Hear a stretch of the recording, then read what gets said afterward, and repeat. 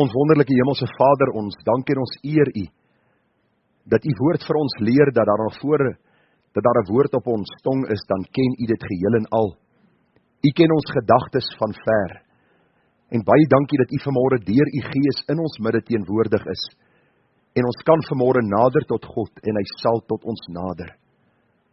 Hemelse Vader, baie dankie vir die Heilige Gees wat uitgestort is op Pinksterdag, die Gees van waarheid, die Gees van wysheid en insig, van kennis en verstand, die Gees wat ons lei in die volle waarheid. En pleit ek vanmôre by U dat U Heilige Gees werksaam sal wees in harte.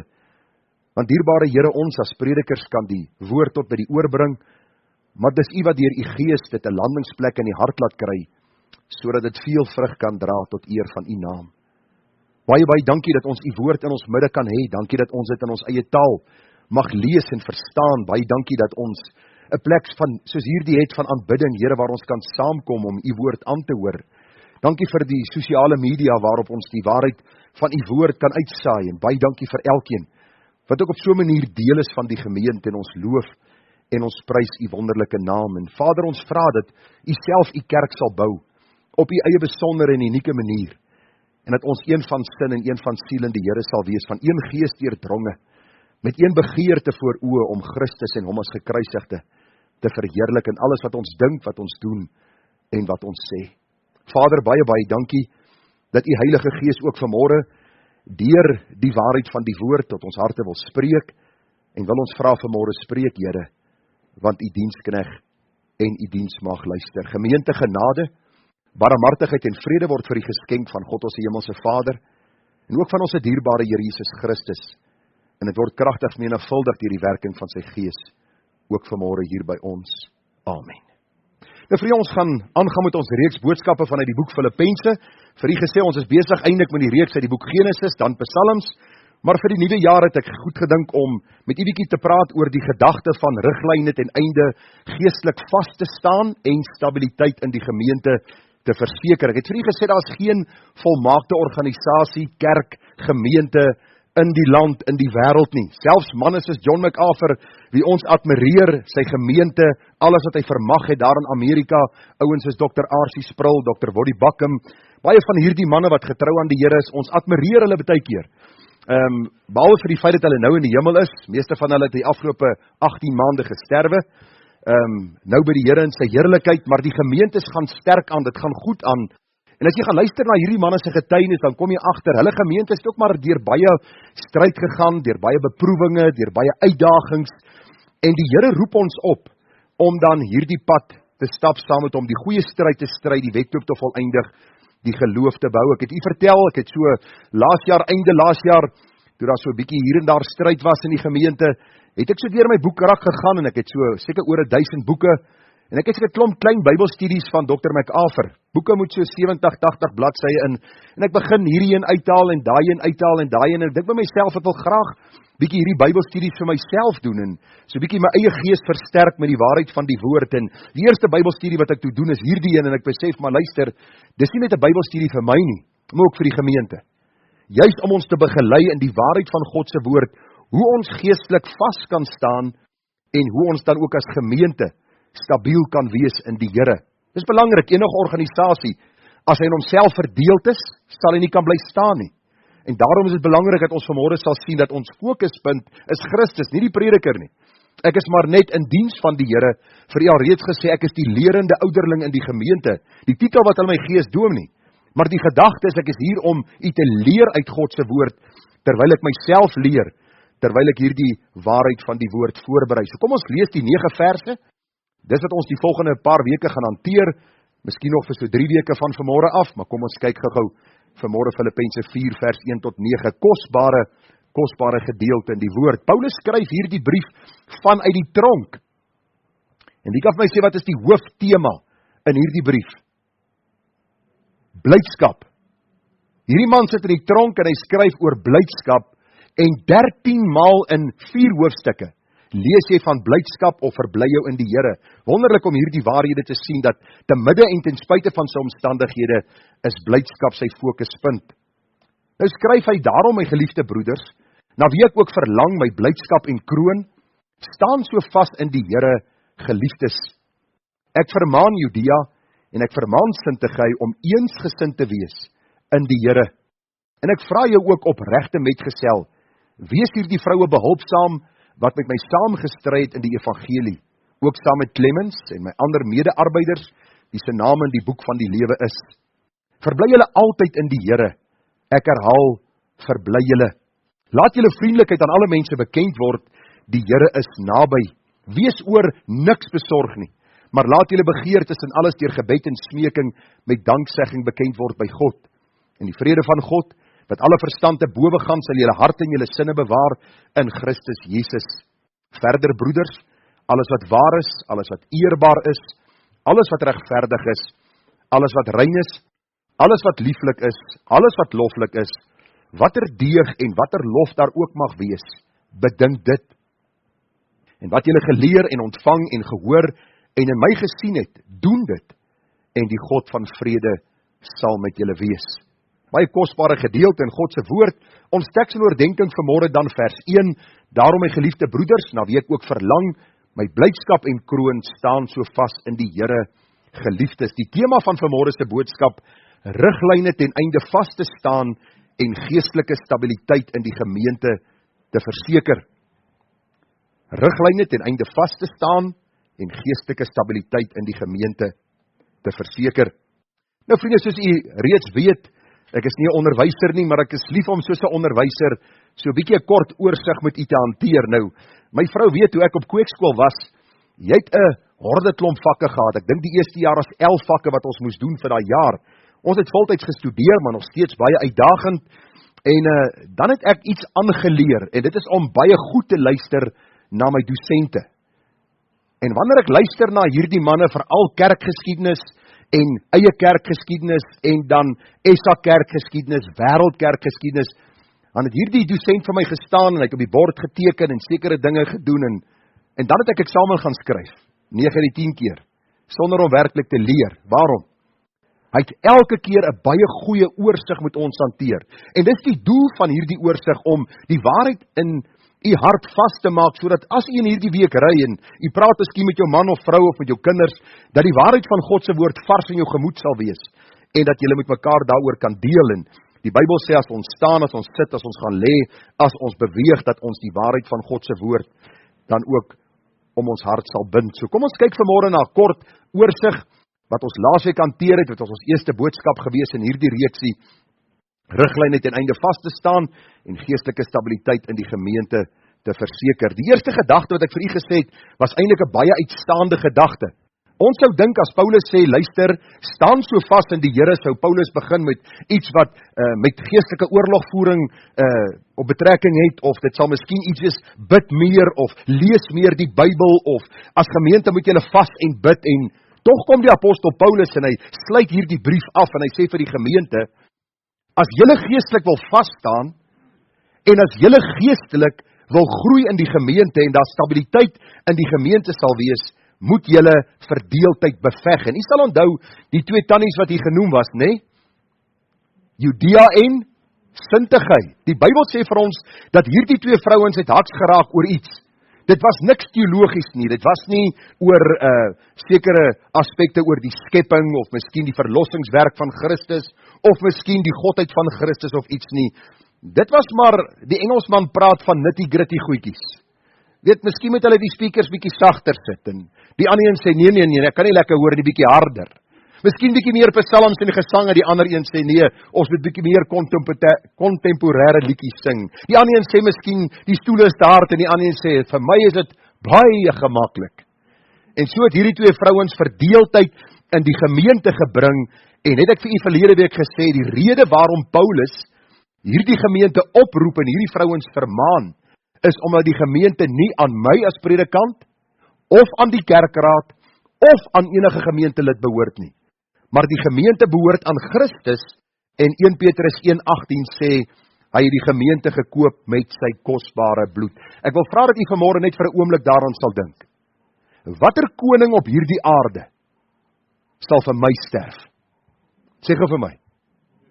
As ek vir ou koning Charles gaan sê, luister ou maat, kom ek sê gou vir jou, sterf vir my. Dink jy nie, dis die moeite werd om vir my te sterf nie? Wat sal hy vir my sê? Wie is jy, waar kom jy vandaan en gaan terug na jou huis toe? Dit klink vir my of jy daar iewerste van die Oosterrand afkom.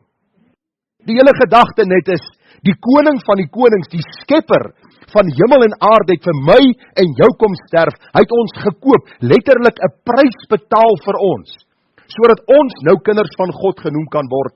En daarom sê die Here, word kinders van die Here saamgevoeg in 'n gemeente, en daarom is God jaloers oor die eenheid van die gemeente. En het ek vir u verlede week gewys, 5 keer in Johannes 17, die langste gebed wat die Here Jesus van die Here Jesus opgeteken is. 5 keer bid die Here vir die eenheid van die gemeente. Daarom moet ons verdeeldheid beveg, en roep die Here ook vir Clemens en die ouderlinge op, om die vrouens by te staan. Dit was die tweede punt gewees. Wees hulle behulpsaam. Hierdie behulpsaamheid gegaan oor die geestelike gedagte, dat hulle ook hierdie vrouens behulpsaam moet wees, sodat hulle stabiliteit in die gemeente kan verseker. Ek het vir u gesê, die woorde staan so vas in die Here, is 'n militêre term, en dui op 'n soldaat wat vasstaan in die hitte van die stryd. Wanneer die geveg hewig raak, hardloop die soldaat nie weg nie, hy staan vas, en hy sê, terwille van my meester, terwille van die gemeente waarin ek behoort, staan het vas, ek stryd die goeie stryd, en ek gaan ook die geloof behou en die wedloop voleindig. Ek het vir u gesê, as gemeente moet ons vasstaan, omdat ons burgerskap nou in die hemele is, van waar ons verwag ons verlosser en saligmaker Jesus Christus. Vriende, luister gou, ons weet nie hoe lank ons op hierdie aarde gaan wees nie. Daar's nie een van ons wat kan sê, ek gaan 70 of 80 of 90 jaar bereik nie. Ons weet nie. Daarom is ons burgerskap in die hemele en leef ons elke dag met die begeerte om ons hemelse koning, wat ons gekoop het, wat sy lewe vir ons gegee het, te verheerlik in wat ons doen. Ek het vir u gesê, vriende, dat hierdie eensgesindheid, hierdie woordjie wat Paulus gebruik, dat hy vermaan hulle om eensgesind te wees. In die Engels beteken dit, be of the same mind. Begin dieselfde dink. Met ander woorde beteken dit nou, as Judea van 'n Burger King gehou het, moet Sintergy ook van Burger King hou. Nee. As een van pannekoek hou, moet die ander van pannekoek hou. Nee. Hierdie eensgesind of one mind beteken, Christus moet my fokus bly. Ons kan verskil van mekaar gaan kyk in die parkeerarea. Daar staan karre, dis Toyotas en daar is Hondas en daar is BMW's en so kan ons gaan kyk. Elke ou verskil in sy smaak en wat hy van hou en wat hy nie van hou nie. Maar in die kerk van die Here Jesus kom ons uit verskillende oorde met verskillende dinge wat ons beleef en ervaar. En ons sê ons wil of one mind wees in Christus. Hierdie gemeente gaan oor om Christus te verheerlik, om vanuit hierdie gemeente te gaan, om vir die wêreld te sê, daar is hoop, daar is redding, daar is die ewigheid wat vir ons wag, en Christus is die verlosser. Daarom die gedagte dat ons ook mense sal help daarin, sodat ons sal vasstaan in die stryd, en dat ons eensgesind sal wees. En wie gaan my die versie opsê wat ons moes leer? Nou die mense wat nie was nie, hulle is gevrywaar. Maar wie gaan ons die versie opsê? Jy's almal wil gelyk opsê, so. Ok, Romeine 15 vers 5, hy mag die God van leidsaamheid en bemoediging aan julle gee om eensgesind onder mekaar te wees, ooreenkomstig die wil van Jesus Christus, sodat julle die God en Vader van ons Here Jesus Christus uit eendragtiglik uit een mond kan verheerlik. Dis die vers wat ons moet leer. Nou, ek sien die meeste van u het hom vlot geken, so die wat bietjie gesukkel het, kan hierdie week weer leer.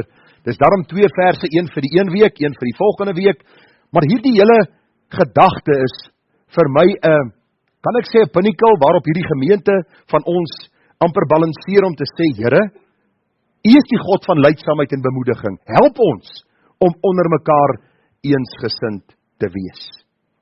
Nou die volgende 2 gedagtes waarna ons vanmôre gaan kyk, en glo dit of nie, net weer 2 gedagtes. Ek is vir u goed, ek gaan nie te laat hier laat uitkom nie.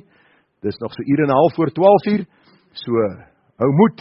Maar vanoggend gaan ons verder kyk na verbly jou in die Here, en die volgende gedagte, wees vriendelik teenoor mekaar. So almal wat vanmôre hier uitstap, moet bly wees en vriendelik wees. Die tannies daar by die eettafel gaan vir julle mooi dophou. En dan gaan julle dienooreenkomstig beloon word. Maar kom ons kyk, verbly jou in die Here. Baie interessant is om vas te staan in die Here en om stabiliteit in 'n gemeente te verseker, moet 'n mens nie net eensgesindheid probeer handhaaf en verdeeldheid beveg en mekaar behulpsaam wees nie. Ons moet ook ons verbly in die Here. Dis belangrik om ons te verbly in die Here. Daar staan Filippense 4 vers 4, verbly julle altyd in die Here, ek herhaal, verbly julle. Nou vriende, wat vir my wonderlik is hier, ek weet nie of julle dit ook opgetel het terwyl julle die teks gelees het nie. Die apostel Paulus kom nou op meesterlike wyse en hy neem die aandag weg van Judea en Sintige. Hy neem die aandag weg, hy draai die aandag weg van mense, in besonder hierdie twee vroue en die verdeeldheid wat hulle in die gemeente gebring het, en hy sê, kom ons kyk na die hoof van sy kerk. Kom ons draai die aandag nou na die hoof van sy kerk, die Here Jesus Christus self, die een wat blydskap in ons harte verseker en konstant in ons harte bewerk. U sien wat Paulus eenvoudig hier wil kom leer, is dat mense mekaar soms teleurstel. Sê vir my, was jy nog nooit in jou lewe teleurgestel nie? Jy sê vir my sê, maar luister, kom jy van 'n ander planeet af? Van geboorte af stel hulle my al teleur. Ek het dit gevoel in die moederskoot. Nee, jy hoor mos vandag mense sê hierdie goed. Maar ek wil jou vra, hoeveel mense het jy al teleurgestel? Jy sien, wanneer ons teleurgestel word, dan is dit vir ons 'n geweldige ding. Ons gaan sit in 'n hoekie en ons kry onsself bitter jammer, maar ons dink nie altyd daaraan. Ons is ook mense en ons stel ook dikwels mense teleur. Ek sê baie keer vir mense, luister, as jy na hierdie gemeente kom, moenie dink ek is 'n engel nie. Ek het nie hallo bo my kop nie. Ek kan jou miskien teleurstel en ek glo my, ek probeer dit nie doen nie. Maar die hele gedagte wat Paulus hier sê, Judea en Sintige was in 'n geveg met mekaar, die gemeente het betrokke geraak, en Paulus sê, kom ons kyk weg van al hierdie dinge, hierdie klein goedjies wat ons baie keer van mekaar wegdryf. Ons besef, ons kan mekaar soms teleurstel, dis 'n gegewe, maar as die Here ons bron en fokus bly, sal die geskil baie gou in hom opgelos word. Luister, hier is die kern, in hom opgelos word. Hy is belangriker, vriende, as my opinie, as my idees of my fyngevoeligheid. Dis die probleem met baie mense. Hulle tel by die werk geweldig baie probleme op en hulle bedank nie. En as jy hulle vra, hoekom bedank jy nie, want daai het jou te nagekom, ek kry 'n salaris, hoe dink jy gaan ek vir my vrou en my kinders sorg? Maar in die gemeente, die geringste krappie wat hulle kry is daar 'n sweer en hulle loop, hulle stel nie meer belang in die gemeente nie. Dis presies wat Paulus sê, want die fokus is op mense en nie op die Here nie. Ons is vanmôre hier saam om ons fokus op Christus te rig. Daarom sê Paulus, as jy wil vasstaan in die Here, as jy verdeeldheid in 'n gemeente wil teewerk, as daar stabiliteit in 'n gemeente wil wees, moet ons leer om ons te verbly in die Here. Hy is die enigste een wat nie kan teleurstel nie. Maar baie interessant is, die woordjie happiness. Het jy dit al gehoor, happiness? Nou happiness, vriende, as ons dit vat in die Engels, is gekoppel aan happenings, of gebeure, in my lewe, mense, omstandighede, en dit steel my blydskap. So die Here roep ons nie op tot happiness nie, maar hier is die Engelse woordjie vir blydskap, of verbly julle in die Here, is die woordjie joy. Baie interessant is, die woordjie joy of blydskap, is 'n diep gewortelde vertroue, en sekerheid dat God in beheer is van alles, en dat hy alles ten goeie sal laat meewerk vir die wat hom liefhet. As jy en ek die Here liefhet, en daar kom iemand oor my pad, wat miskien my bietjie afronteer, wat sê ek, Here? Terwille van U en my liefde vir U, gaan ek verby daai broer en suster kyk, ek gaan na U kyk, en ek gaan vir U vra, hoe kan ek meewerk, om hierdie eenheid te bewaar, sodat ek vasstaan, en die gemeente stabiel kan bly. Luister, as jy met iemand haks raak, is dit nie net jy wat ly nie, ook daar die persoon ly. Dis nie net daai persoon wat ly nie, maar ook jy. Ek onthou op 'n stadium op kweekskool, was daar 'n student, met wie ek so 'n bietjie woorde gehad het, oor teologiese sake, en ek het gedink, dit is 'n redelike regverdige punt vir 'n argument. En daai aand het ek maar geworstel in my slaap, glo my jy worstel. En ek skrik wakker op 'n stadium, en hier staan hierdie ou in my kamer. Ek dink myself, wat soek hy in my kamer? En toe ek nou die slaap uitvee, toe was dit definitief nie 'n ou nie. Dit was hierdie gewete wat vir my sê, gaan maak reg met die ou. En ek sê vir myself, ek sal nie. Ek was reg. En die môre stap ek nou, die mense wat die kweeskool geken het, hier daar so 'n paadjie wat jy na die kombuis toe stap om melk te gaan haal, en ek stap en wie kom van voor af? Wie sal jy sê? Daai ou van my droomgesig, né? En ek dog myself, ek gaan net groete verby stap. En toe ek langs hom kom, toe stop ek sê vir hom, luister, sy naam was Gert. En ek was Gert. Dis wat hulle my genoem het op kweeskool, my vrou het my later weer teruggedoop na Gerhard toe. Dis eintlik my doopnaam, Gerhardus. Dit klink hard, né? Maar daar moes ek my knie buig voor die Here, en ek steek my hand uit, ek sê vir hom, Gert, ek is jammer. Ek wil nie verdeeldheid hê nie, ek wil nie hê daar moet probleme wees nie.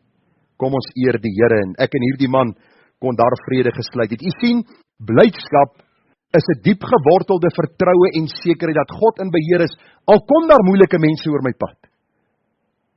Happiness is gekoppel aan happenings, dinge wat gebeur, en dit gaan my teleurstel, want mense stel teleur, omstandighede, en al hierdie dinge steel my blydskap en vreugde in die Here. U sien, Paulus stel die klem op die feit, dat ons blydskap in die Here onveranderlik moet wees.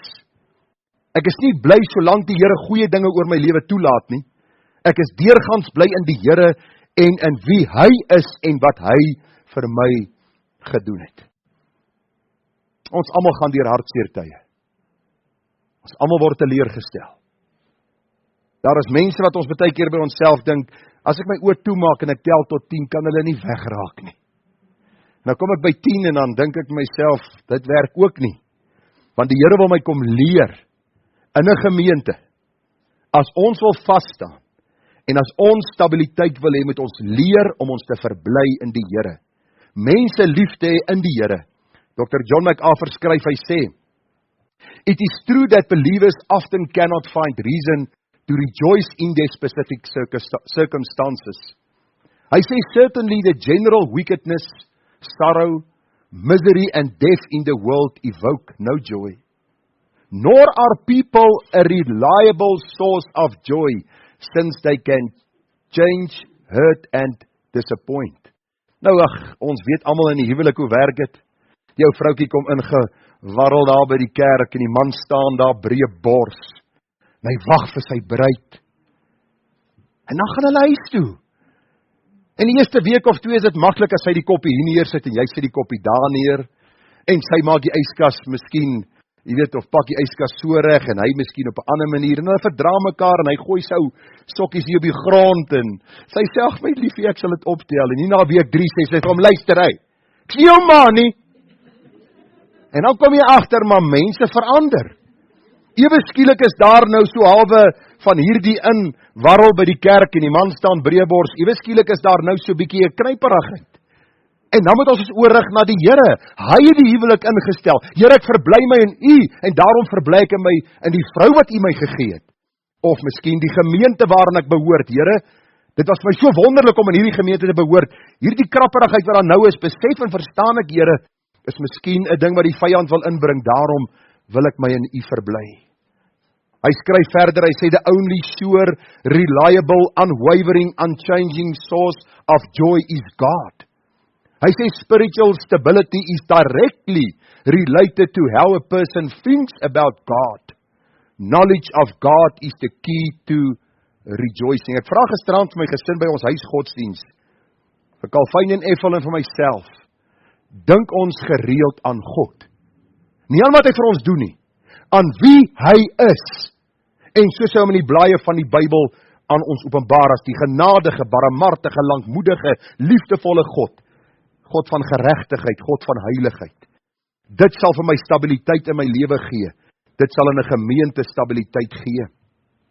Vriende, die vraag is, waar ontvang ons kennis van God? Eenvoudig uit die Bybel, Psalm 1, almal ken hierdie Psalm. Welgeluksalig is die man wat nie wandel in die raad van die goddelose. Hy staan nie op die weg van die sondaars en hy sit nie in die kring van die spotters nie. Kan u die agteruitgang sien? Hy wandel, hy staan, hy sit.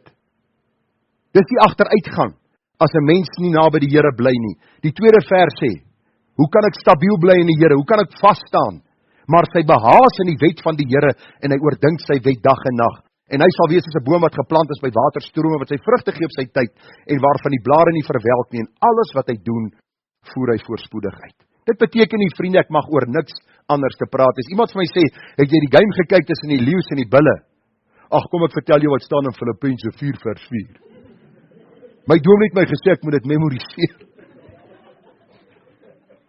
Praat oor die game, al is jy 'n leeu gewees en jy het met 60 punte verloor, praat daaroor, kry dit uit jou sisteem uit.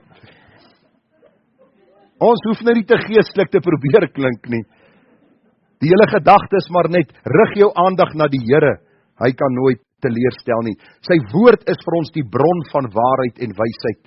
Nou wat is die resultaat, vriende, as ek God se woord oordink, as ek na God se woord luister, hoor wat sê Habakuk vir ons.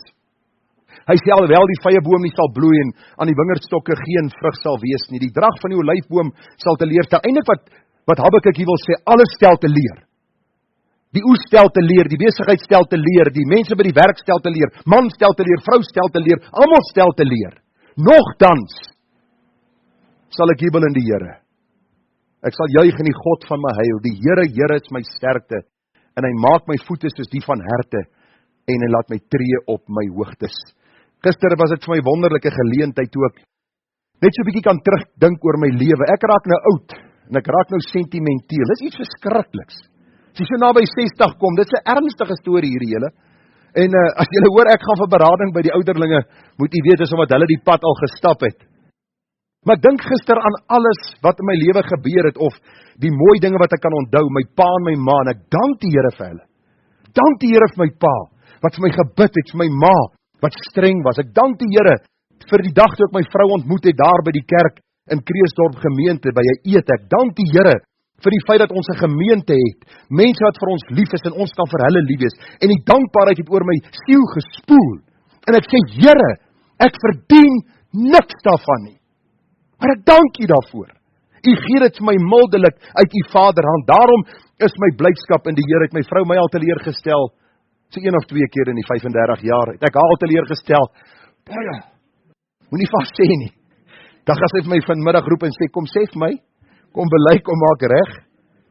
Maar die hele gedagte is, ons ontvang hierdie kennis uit God se woord, ons verbly ons in die Here, want hy is die bron van ons vreugde. Nou sê Warren Wiersbe, voor ek by die tweede punt uitkom, hy sê, if you cannot rejoice in your circumstances, you can always rejoice in the Lord who controls your circumstances. Fix your attention on Him. He may not change your situation, but He will change you. And this is even better. In die 28 jaar in die bediening het ek baie berading al my lewe gedoen. Partykeer is daar huweliksprobleme en dit lyk of daar nie uitkoms gaan kom nie. En jy draai hierdie mense se aandag na die Here. Hulle liefde vir die Here kan ook 'n liefde tussen hulle mekaar bewerk. In 'n gemeente het ek dit al beleef, waar die Here broeders se verhouding met mekaar herstel, susters se verhouding met mekaar. Omstandighede waar jy geliefdes aan die dood afstaan, of waar daar dinge met jou gebeur, traumatiese ervarings, en elke keer wanneer jy in hierdie diep donker gat van moedeloosheid wil verval, draai jou aandag na die Here en jy sê, Here, hierdie goed gebeur, dis deel van die menswees. Maar ek vra U, Here, help my om my fokus te hou op U. U wat dit beskik en bepaal het, U is ook die een wat in wysheid vir my daardeur sal dra, en my dan in U heerlikheid sal opneem. Ek het nou dag vir my vrou gesê, dis nie maklik om 'n mens te wees nie. Maar wat 'n voorreg om 'n mens te wees. Om God se genade in jou lewe te beleef, om sy versorging, om sy goedheid, sy guns te beleef. Wonderlik om 'n gesin te hê, vrou en kinders, 'n gemeente. Kom ons loof en ons prys die Here en kom ons verbly ons in Hom, die gewer van alle goeie gawes. En dan die volgende en laaste gedagte van vanmôre, hoe gaan ons vas staan in die Here? Hoe gaan ons geestelike stabiliteit in 'n gemeente bewerk? Die apostel Paulus sê die volgende ding in hoofstuk 4, en daar vanaf die 5de vers is, laat julle vriendelikheid aan alle mense bekend word. Die Here is naby. Vriendelikheid. Dis nou nogal iets, vriende, waarmee ons in die kerk van die Here Jesus sukkel. Mense dink as jy lang gesig het, en jy trap jou lip onder vas, en jy lyk of jy so loop, stadig, nie vinnig nie, dan is jy heilig. Luister, die Bybel sê vir my vriendelikheid moet aan alle mense bekend word, selfs daai mislike vrou by die Checkers se til wat my behandel asof ek haar guns doen om daar te koop. En glo vir my, hierdie boerebloed van my, as ek gaan stap en sê, kyk my so, dan kyk ek haar so.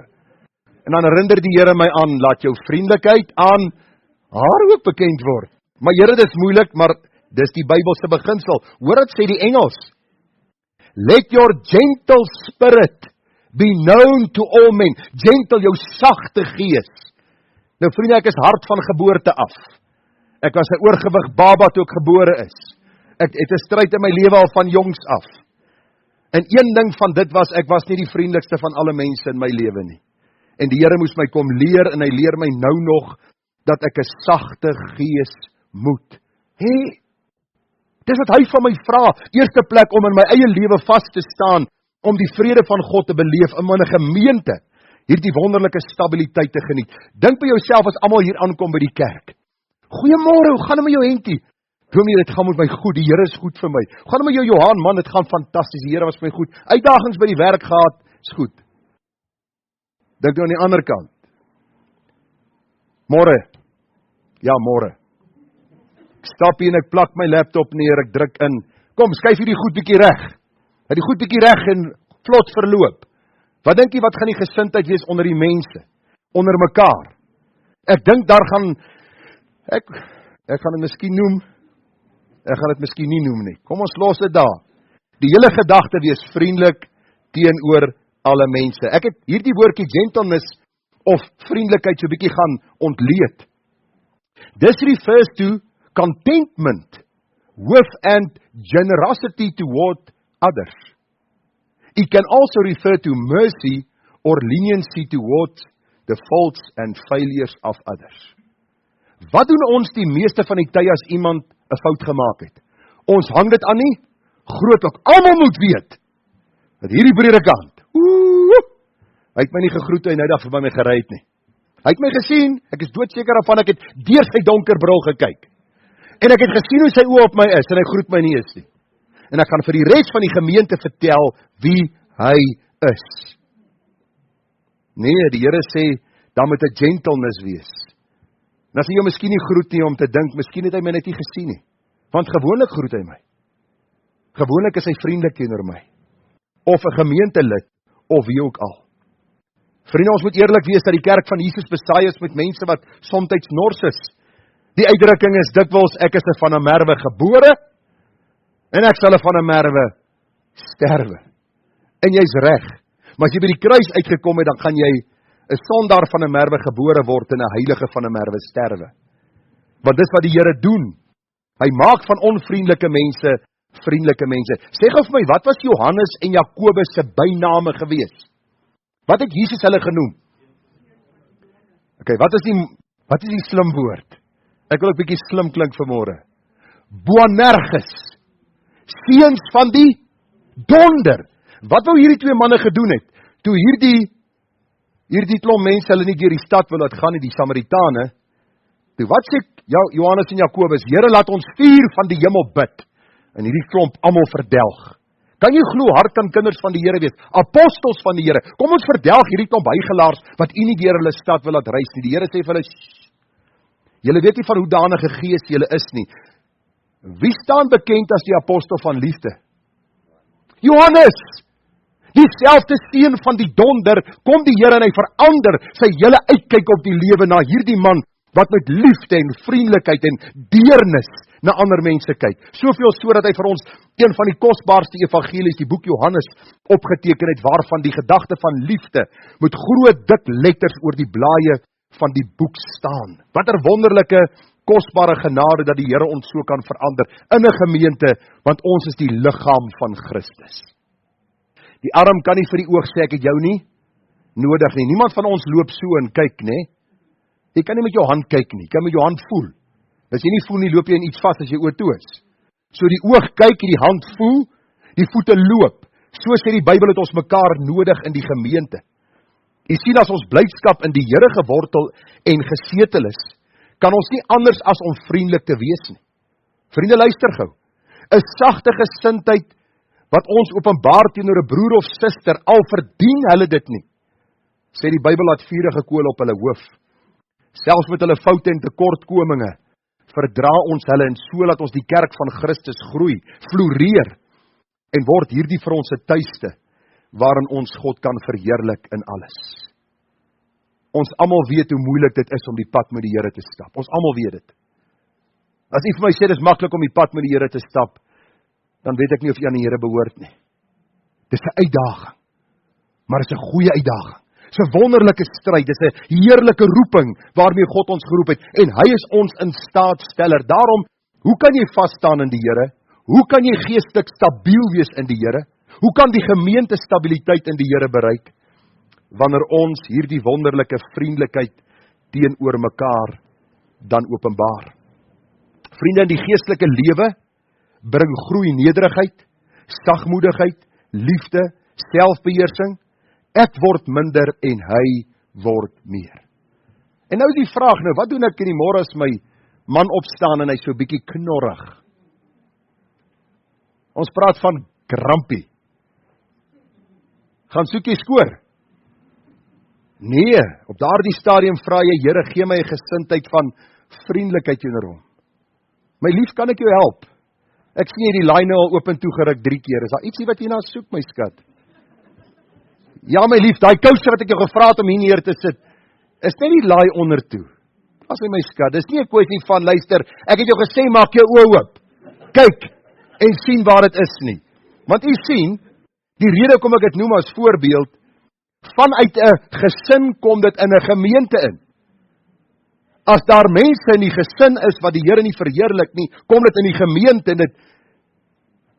Dit is hier om die stabiliteit in die gemeente dan te verongeluk. Daarom begin dit alles by die gesin, by die kind van die Here, wat vriendelik is teenoor die ander een. Dit kom na die gemeente, ons is vriendelik teenoor mekaar, en so verheerlik ons die Here. Want luister vriende, die massas het agter Christus aangeloop. Waarom? Oor sy gesindheid. Oor die wyse waarop hy hulle behandel het. Ek wil net afsluit met so 2 gedeeltes in die Bybel. Titus 3 vers 1 tot 7 gaan vir ons nou 'n mooi verduideliking gee waar ons as kinders van die Here vandaan kom. Paulus sê vir hierdie man Titus, hy sê, herinner hulle daaraan om onderdanig te wees aan die owerhede en magte, om gehoorsaam te wees, bereid tot elke goeie werk, om niemand te belaster nie strydlustig te wees nie, vriendelik te wees en aan alle mense alle sagmoedigheid te bewys. So dis kinders van die Here, bewys aan mekaar vriendelikheid. Nou die rede, vers 3, want. Hoekom het ons vriendelikheid aan ander mense bewys? Want ons was ook vroeër onverstandig, ongehoorsaam, op 'n dwaalweg, verslaaf aan allerlei begeerlikhede en singenot. Ons het in boosheid en afguns gelewe, ons was haatlik en het mekaar gehaat. Maar toe die goedertierenheid van God ons verlosser en sy liefde tot die mens verskyn het, hoor nou nie op grond van die werke van geregtigheid wat ek en jy gedoen het nie, maar na sy barmhartigheid het hy ons gered deur die bad van die wedergeboorte en die vernuwing deur die Heilige Gees wat hy ryklik uitgestort op ons deur Jesus Christus ons verlosser, sodat ons geregverdig deur sy genade erfgename kan word ooreenkomstig die hoop van die ewige lewe. Paulus sê eenvoudig vir Titus, ons moet vriendelik wees teenoor mekaar. In die huisgesin sal dit hierdie wonderlike stabiliteit bring in die gemeente, in die gemeenskap. Daar is genoeg mislike mense in die wêreld. Kom ons as kinders van die Here wees anderste. Die laaste ou versie vanmôre, 1 Tessalonisense 5, vers 15 en 16. En dis die vers wat ons volgende gaan memoriseer. Daar staan, sorg dat niemand 'n ander kwaad vir kwaad vergelde nie, maar jaag altyd na wat goed is teenoor mekaar sowel as teenoor almal. Wees altyd deur bly. Hierdie blydskap is geanker in die Here. Dis nie 'n aangeplakte glimlag wat ek gee en probeer om mense te beïndruk nie. Partykeer kan my omstandighede moeilik wees, maar dan is nog steeds 'n blydskap in my siel omdat ek weet God is in beheer van my lewe. Daarom wil ek by u pleit, moenie kwaad met kwaad vergelde nie. Ek kan u waarborg, elkeen van u wat hier sit en ek wat hier staan, kan nou vinnig 5 mense noem wie ek graag wil vergeld. Ek het vir Calvin op 'n stadium gesê, en toe ek het klaar gesê, toe moes ek dadelik om verskoning vra, want jy voel baie keer as jy net daai ou se vingers so 'n bietjie onder een van hierdie vensters kan laat val. Jy weet daai net so ligte ou, weet 3 breuke op elke vinger en net so om hom te sê luister ou seun. En dan besef ek by myself, maar Gerard, dis nie die gesindheid van Jesus nie. Nou dink julle by julleself, maar wat se tipe predikant het julle? 'n Mens. Paulus sê die goeie wat ek wil doen, dit doen ek nie altyd nie. Genadiglik, ek het niemand se vinger onder die venster gesit nie. Ek het die Here gevra om my gedagtes te reinig, want die Here sê moenie kwaad met kwaad vergeld nie. Selfs as al leuns van jou vertel word, moenie kwaad met kwaad vergeld nie. Selfs as mense teenoor jou onvriendelik is, poog deur die krag van die Heilige Gees om vriendelik teenoor hulle te wees. Jaag na wat goed is. Wees altyd deur bly. Want ons is vrygekoop, ons behoort aan die Here, ons is kinders van die Here, ons het alle rede in die wêreld om bly te wees. En nou is julle bly, want ek is besig om af te sluit. En julle gaan nou ietsie drink en eet saam met ons. OK, riglyne ten einde geestelike stabiliteit in die gemeente te verseker, om vas te staan in die Here. Gekyk laasweek na beveg verdeeldheid en wees behulpsaam vanmôre, verbly jou in die Here en wees vriendelik teenoor alle mense. Net weer jou versie, en mag die God van leidsaamheid en bemoediging aan julle gee om eensgesind onder mekaar te wees, ooreenkomstig die wil van Christus Jesus, sodat julle die God en Vader van ons Here Jesus Christus eendragtiglik uit een mond kan verheerlik. Wonderlik as ons nou gaan staan en ons gaan saam sing, eendragtiglik gaan ons God verheerlik. Mag dit wees in ons elke dag se gesprekke met mekaar, en mag ons mekaar verdra, mekaar vergewe, mekaar lief hê. Mag ons verbly in die Here en vriendelik wees teenoor mekaar, en ook sien wat die Here in ons lewens vir ons kom doen. Kom ons sit so, dan bid ons saam. Hemelse Vader, ons verstaan dat ons mens is, somtyd struikel ons en val ons, maar dankie vir die vergifnis wat U ons gee. Dankie dat ons teenoor mekaar kan bely en vergifnis ontvang. Dankie dat ons die voorreg het om mekaar behulpsaam te wees in die Here. Dankie dat ons as huisgesinne deel van 'n gemeente kan wees. Dankie dat ons as gemeente stabiliteit kan beleef in Christus en hiervandaan kan beweeg om kragtige getuies vir U te wees. Here, help ons, stel ons in staat deur U Gees dat ons in ons menswees sal besef ons is sondig en dat ons sal besef in Christus is ons meer as oorwinnaars. Daarom is ons tot alles in staat deur Christus wat ons die krag gee, en dit meer betrekking op die geestelike, op die wandel saam met U. Daarom vra ons U Here dat U tog so Gees in ons harte sal bewerk, dat ons vriendelik sal wees, dat ander mense Christus in ons sal sien. Vader, seën ook waar ons uit mekaar uitgaan, help ons om in hierdie week skynende ligte vir U in die donker wêreld te wees, en mag ons groei deur die waarheid van U woord, nader aan mekaar groei, dat ons mekaar sal dien en so die Here sal verheerlik. Ons bid dit in U naam met dankseggings. Amen.